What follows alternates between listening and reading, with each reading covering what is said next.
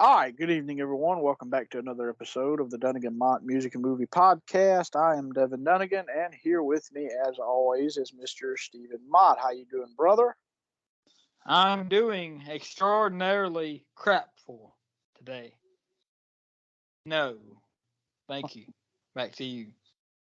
All righty, so today we are back, and we are going to be reviewing the 1991 release by Mr. Big, Lean Into It. So their second full-length studio record, produced by Kevin Elson, and this was Steven's pick, and so I'm gonna let him take it away with kind of his opening thoughts on this album and this band so far into the review here, and then I'll tackle mine, of course, and we'll get on into the track by track. So, Steven, take it away. Um, I mean, really, I'd like to start off by saying that I just don't know. And what I mean by that is this record is is meant to be largely forgotten by me. And you know, I would never be sitting around and say, I mean, I think I'll listen to Mr. Big. But the only reason that I picked this record is, excuse me, because of, first of all, I've heard of them because of To Be With You, because of a Stevie T video. And then I looked it up, and for a long time I couldn't figure out what it was. And I looked it up and finally found it. It was like a Stevie T video he made of like changing lyrics or something like that. And then it sounded familiar. I couldn't place what it was. And then there was the live version I saw on YouTube of Green Tinted 60s Mind. And to me, that live version is a lot better than the studio version. I mean, to tell you the truth, this record is, I mean, I'm going to get into it later, but besides three songs, subpar. So, I mean, my overall view of Mr. Big is very limited. This album is the only thing I know by them, but so it's kind of a narrow view. But back to you, Devin. All righty, so when you picked this record, I didn't know but a few songs from the band. I knew Green Tin and 60s Mine because of you actually playing the song a lot. And then I knew the drill song. That's kind of a standout on the album. And then I also knew Addicted to That Rush from the previous album, the debut. And I always liked that song. But other than that, I didn't know anything else about the band other than the actual band members. I knew Paul Gilbert, Pat Torpey, Billy Sheehan, and Eric Martin were a part of the band. I knew it was kind of like a super group.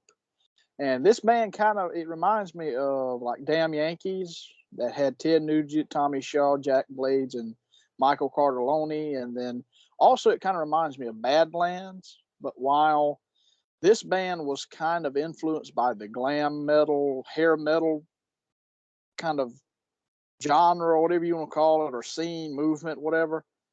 Like Badlands was more influenced by like Zeppelin and Aerosmith. It had a grittier feel to it than this.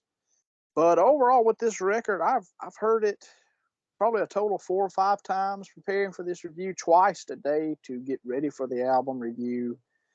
But overall, I'm not going to get into my overall thoughts just yet. I'm going to give it through the track by tracks, but I do want to preface this album review by actually a dedication, and I want to dedicate this album review and this episode to Gary Rossington, the final original member of Leonard Skinner.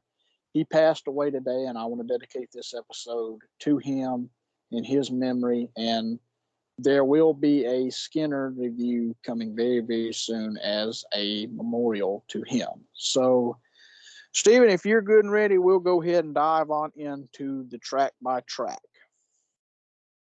No, on opposite day. Alrighty, so the first track on here is Daddy, Brother, Lover, Little Boy, the Electric Drill song. So this is one of the songs that I knew before hearing this album for the first time. I knew about the whole electric drill with Billy Sheehan and Paul Gilbert basically hovering it was a drill with picks on it, and they were basically playing the guitar that way. Now, Van Halen did it with Pound Cake the same year, except for Eddie would rev the drill up in front of the pickups to the guitar.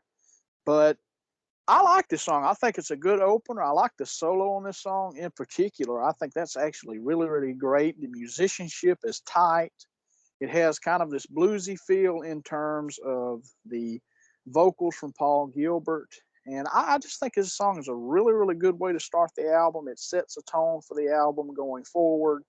And to me, it's great. I mean, quintessential Mr. Big, in my opinion, this is the only album that I do know by the band, but still, I think of this album, this is one of the standout tracks. So, Stephen, take Daddy, Brother, Lover, Little Boy, the Electric Drill song.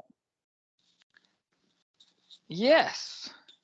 Well, when I listen to this song, it's a great opener.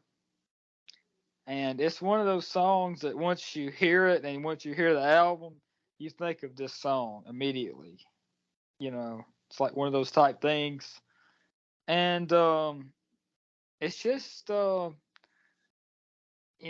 it's just like the riff and all is okay, but the overall song is all right. It's pretty good overall. But the thing is, what I'm gonna get to later is kind of the songwriting, musically mainly. Lyrically, I pretty much don't have a problem with the lyrics, but to me, the songwriting, guitar wise, mainly, by Paul Gilbert, is not really all the way there throughout this whole record in its entirety. There were some good spots, and there were more bad spots. But this song, there were some shredding moments in it, and it's great. I mean, yeah, I like this song. I mean, it's one of those you can't really. I mean, if you say you don't like, then you're just stupid. But anyway, so on opposite day. So back to you, Divion. Alrighty, so track number 2 on this album is Alive and Kickin'. So once again, another great song. I like this one once again. Just it's kind of it's not as fast as the previous song, kind of a mid-tempo song, but a great 1-2 punch with the first track. I like it a lot. Not much else to really say about this. I will say, like majority of this record, I actually enjoy a pretty good bit of this record, and I'll talk about some other tracks that I don't particularly enjoy coming up here. But for the most part, I do like this record, and I like this song. I think this is a great, great song. Great way to continue the momentum started with the first track. So, Stephen, take Alive and Kickin'. Okay, so basically, the intro to this song. I mean, I don't know why, but it just irks me. Like, it sounds stupid to say, but like when it comes on, I'm just like, okay, ugh, you know, but then it just keeps on going, and it's like the riff just plays over and over and over, and just like, okay, I get it. It's one of those type things. And this one is all right, but this is one where you start getting the feeling that they were trying to achieve a certain vibe, with this album, a certain, you know, a certain feel for these songs lyrically and, the matching with the music and such. It's like they were trying too hard to go for that. And honestly, I mean, the kind of more ballady type songs that were on this record were really good, you know. But the thing is when they try to go kind of like, I almost want to say kind of like a more dirty type sound. I don't know how to describe it exactly, but you know, kind of that sort of rock. It's like they were trying. It's like they were kind of reaching a little bit, you know, if that makes any sense. Um, but anyway, I'm not a huge fan of this song, and I might like it later on, but right now it's just I'm like okay, so okay, like to you, Devin. Green tinted 60s mind. So this is a song I knew prior to listening to the album, so I kind of knew what I was expecting. I actually hated this song before listening to the album, but I've actually grown to like this song a lot. I think this is a great song. It kind of has a vibe of like a kind of 60s pop and kind of mixed with a little bit of psychedelic sound. And I overall just really enjoy this song. I like the vocals by Paul Gilbert's vocalist, Eric Martin. And one of the lyrics that sticks out to me in particular is hanging out with Janice and then living in Atlantis, that or moving to Atlantis. That was a lyric that stuck out to me a lot on the song. But overall, I think this is a great song, and there's not much else I can say about it. I mean, this is going to be another one of these short and sweet reviews, mostly because I haven't lived with this album long enough to really have too much to say about it. But I mean, it's going to be short and sweet, but I do like the song. So, Steven, take this track. Okay, so I mean this is the best song on this record, by a little bit of a margin compared to these other ones. One other one in particular we're going to get to, but this is easily to me, like, no doubt the best song on the album. Live, I like it better than the studio version. I just come acquainted with this song more than the others, but I still think that as much as I ever will hear this album, I don't know if I'll ever like all of the songs. And you know, I've said that before. I used to think that about 5150.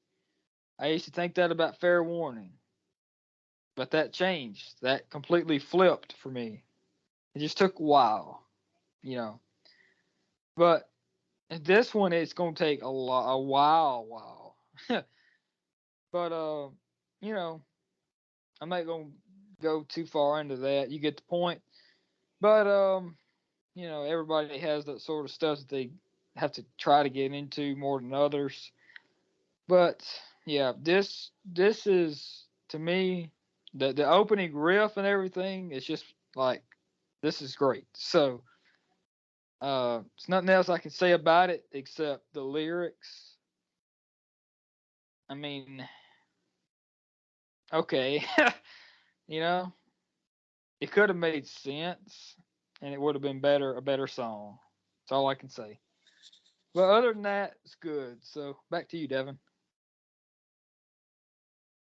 All righty. So, track number 4 is CDFF Lucky This Time. So, this was a song that actually screwed with me a pretty good bit on my first time hearing it. When it first kicks in, it's like this really fast, like skipping of a CD. But it said that the title itself, CDFF, it stands for Compact Disc Fast Forward. And they said the song that's fast forward real quick is actually Addicted to That Rush from the previous album. And then I've also heard that the CDFF stands for the chord progression in the song. That's what I read on Wikipedia now. Wikipedia is not the most reliable source, but either way, once again, I like this song. It's a good poppy kind of, I guess it's a kind of a fine line. I guess you would consider this to be hair metal, but I like it. I think it's another good song. It's real melodic, but Eric Martin he was really melodic with his solo materials, the stuff that I've heard, and he brought that to this particular album and song.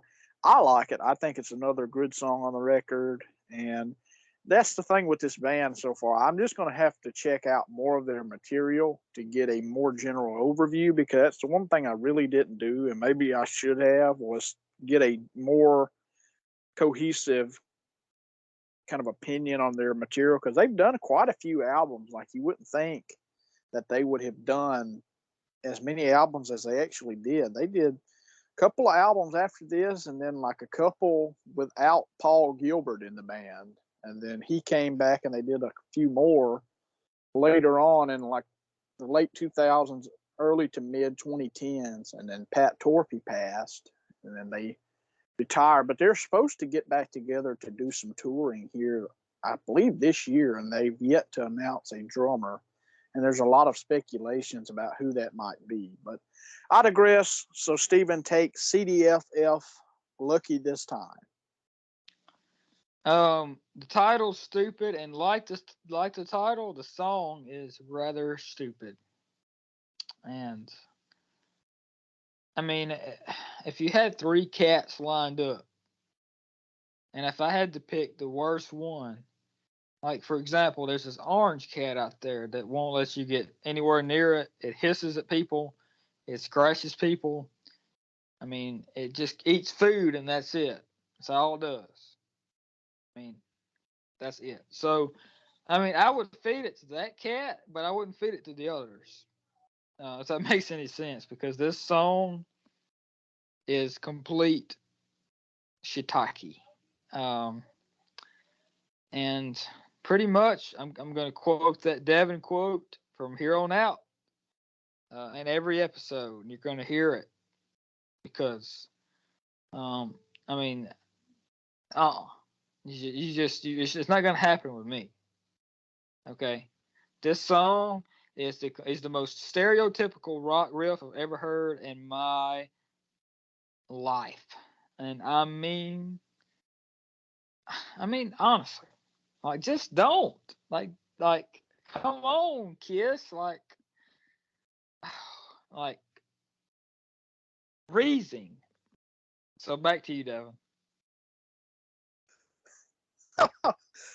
All righty. So the next track on here is, I wish people knew the context of what he actually just said, because there is like it's a huge in joke, like a hour-long in joke that me and him's got going here, that no one will probably ever hear unless in a highly edited form. So either way, the next track on here is Voodoo Kiss. So bluesy, it's got a groove to it. I like the groove a lot with this song.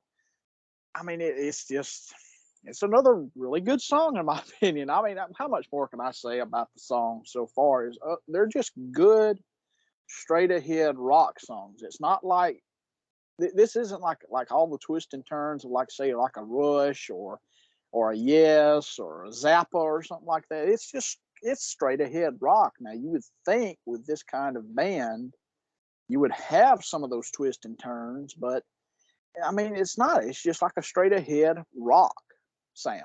And here, I mean, hair metal, if you want to call it that. I mean, I could see that argument being very, very on point.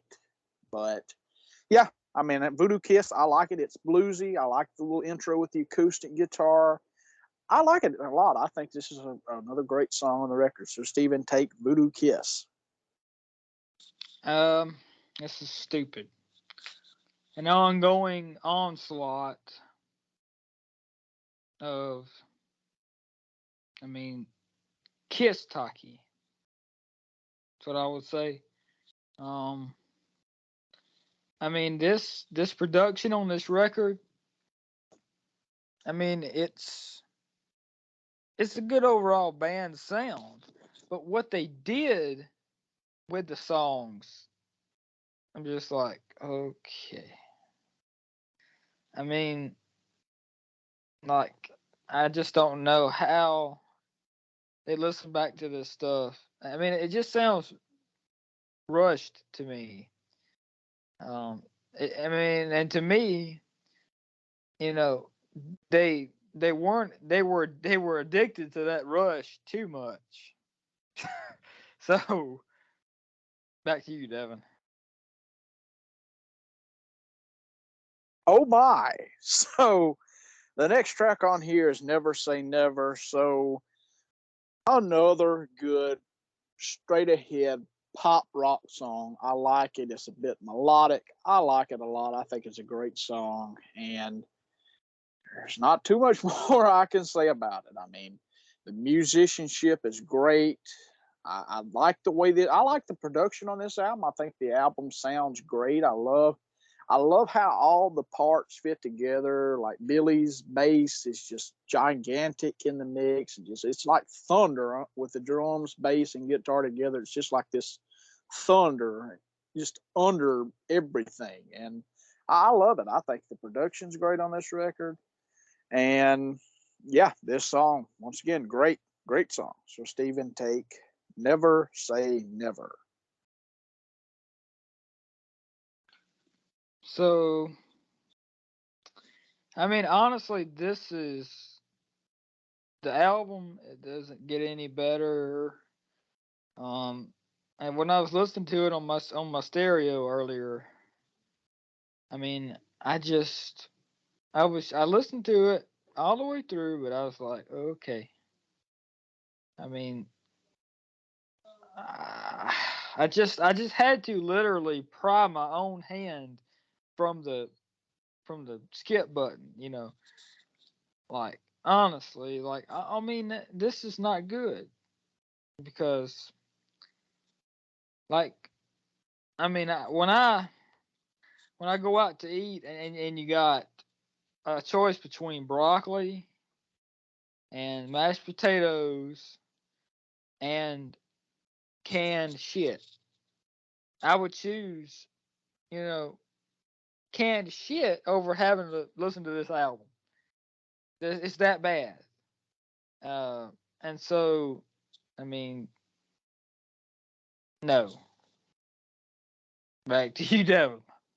All right, the next track on here is "Just Take My Heart." So I'll be straight up right now. I'm sitting here trying to get the song into my head. I don't remember anything about this. I do remember that I like the song though. I recall it was a ballady type song, but I did like it. So that's all I'm going to say. I'm trying to rack my brain to get the song in my head. Every other song I pretty much got on here, got in my head. So I I just don't remember this one right off the bat. I've heard it enough to remember it, but I don't remember it. I'm having a brain fart, I guess is what you'd call it. So Stephen, just take my heart. Yeah, this is the second best song on the record, and if all the songs were like this, it would be a good album. These were I mean, when they had the genuine songs, like these are the genuine ones, and when they tried to go all like, whatever on us, kind of a hard or whatever, not hard like heavy, but I mean just like, uh, just trying to be this sound. And if you listen to those first couple songs, you'll see what I mean.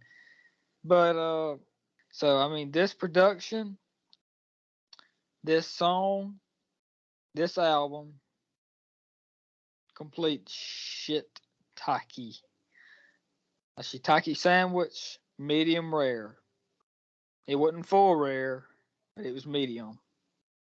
So I mean, screw this song, screw this album, screw this band, man. Like honestly, like come on, man. Like represent your stuff live. So back to you, Devin.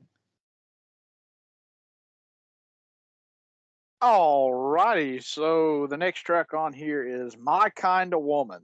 So this is by far my favorite track on the record. This is what I love about that late '80s metal stuff. I love this song. This is about the closest thing I would consider to a metal song on this album. I like it. Best track on the album by far, in my opinion. And that's all I pretty much have to say. So, Steven, take My Kind of Woman. No, I'm not, because I'm not taking it anywhere.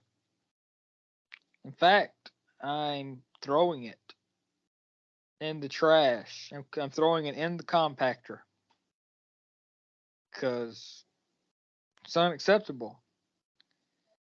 This BS is it stands for Bobby Shepard BS. See, back in the day in '99, we had this bass player named Bobby Shepard. He was so high one time during one of the shows, he started playing "Hot for Teacher" right in the middle of one of the songs, and I was just like, okay, you got to go, man. I mean, and later on, he wound up forming a band called Mr. Small, and now he still leads that band, and his tour of Australia. So, I mean, and Stanley Paul and Simmons Gene came along too. So, back to you, Devin.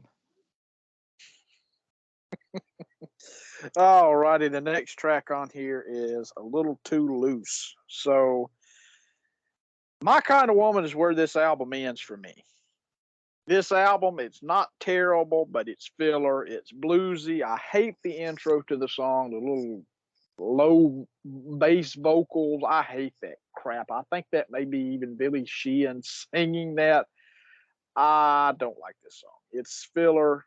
It's not a bad song per se, but it's just filler, bluesy crap. It's shit. Complete freaking reasing shit. So, Steven, take this shit song. No, I refuse, because nothing to do with this album I will never listen to again. I will make my own playlist, and it will be consist of 3 songs from this album. And this one will not be it. Nothing will be it. Nothing. Oh no. Oh my. So the next track on here is Road to Ruin. So once again, it's better than the previous song, but it's filler. I don't hate I like this one more than the previous, but yeah, I mean it's not saying too much. It does feel like next to the last track on the record, which is a running joke with this show. But overall though, it's just filler. Like I could take it or leave it. So Steven, take Road to Ruin. I think it's the second to last track on the album. Bye. Oh my. So the next track on here is To Be With You. So I hate this song. This is definitely not the way to go with ending an album. It's terrible. It's a crappy ballad esque song. I'm not a fan of it. I think this is total putrid shit. So I don't like it. I don't like it at all. I don't like the very melancholy freaking vocals and melodic crap that's on it. I don't like this song at all. And I'm sure that it was a big song for them and that they went out and played it and everybody was going freaking nuts out there for the song.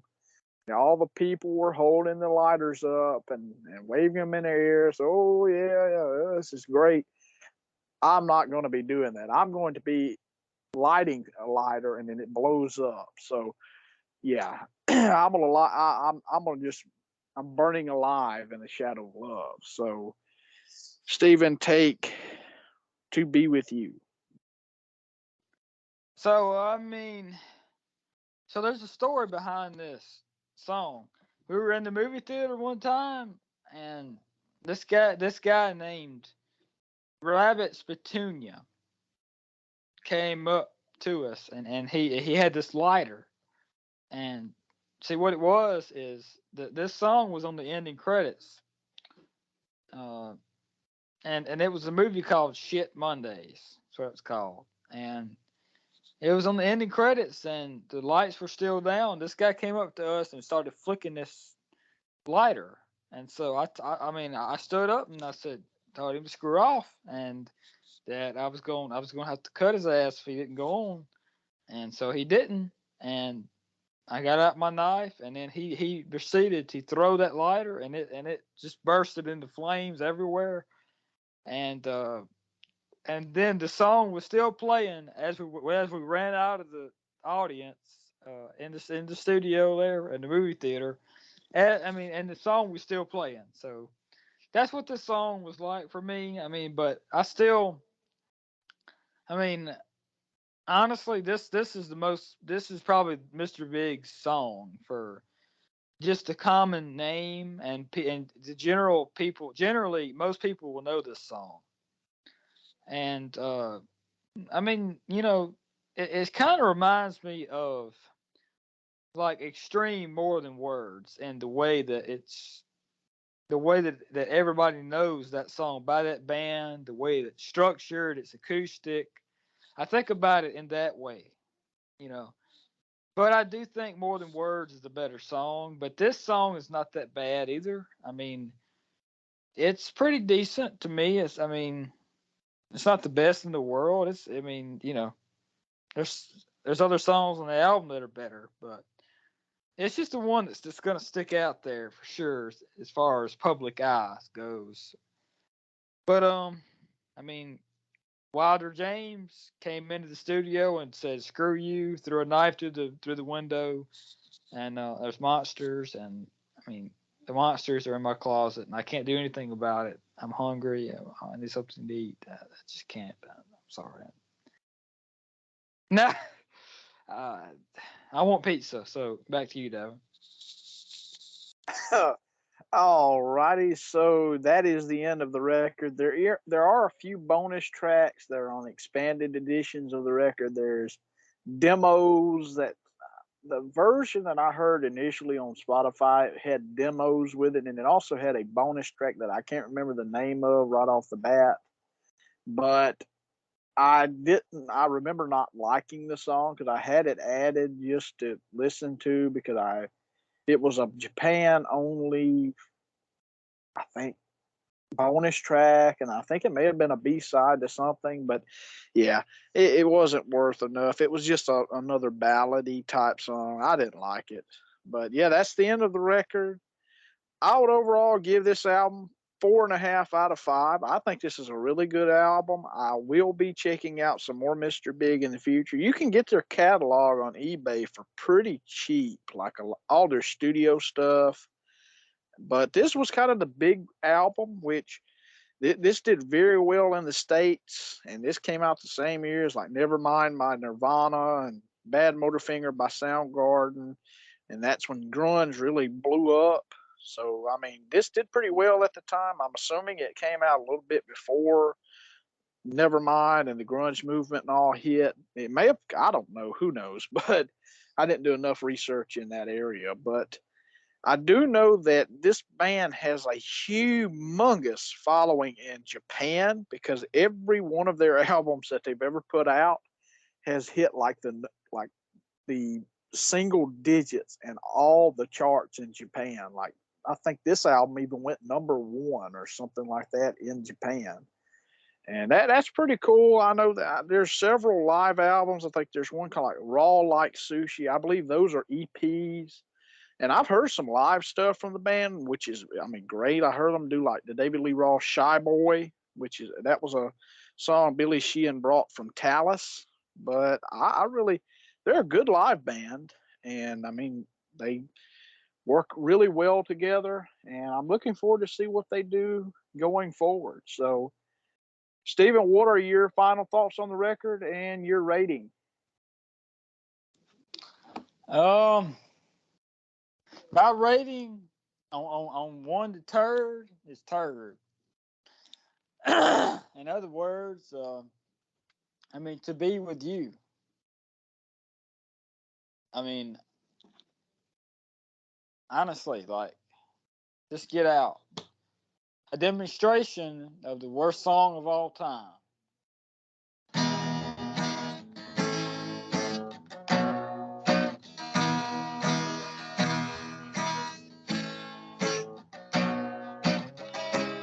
See, I mean, that's how bad it is. So, go.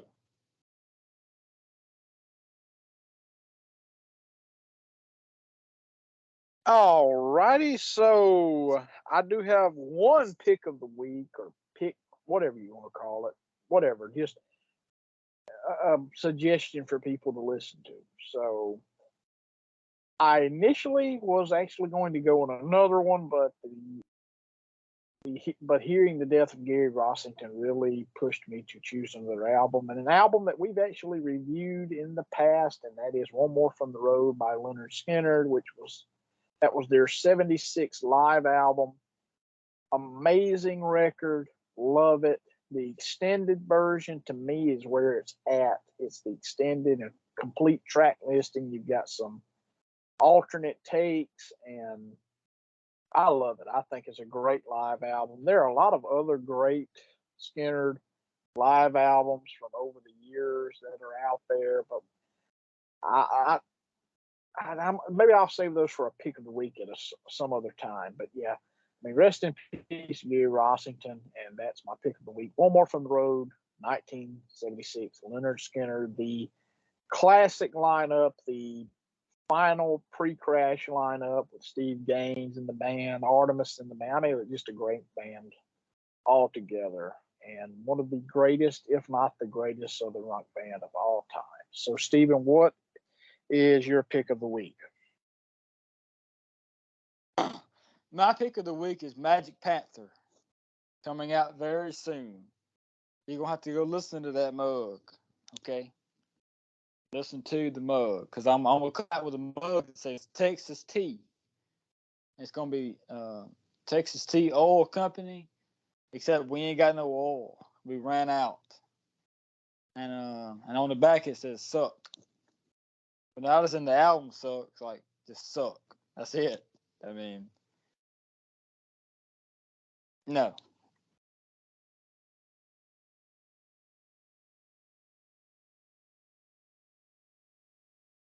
Oh my. So yeah, that is the episode, and we'll be back very soon with another episode coming pretty soon. We'll also be doing a brand new episode of our Kiss Confidential podcast. That'll be out at some point in the very near future. We're kind of finalizing our topic for what our next episode is going to be. So that's all I've got to say. So thank you all for watching or listening, or watching and listening. Stay safe, stay healthy. God bless you all, and we will see you next time. Thank you all for watching.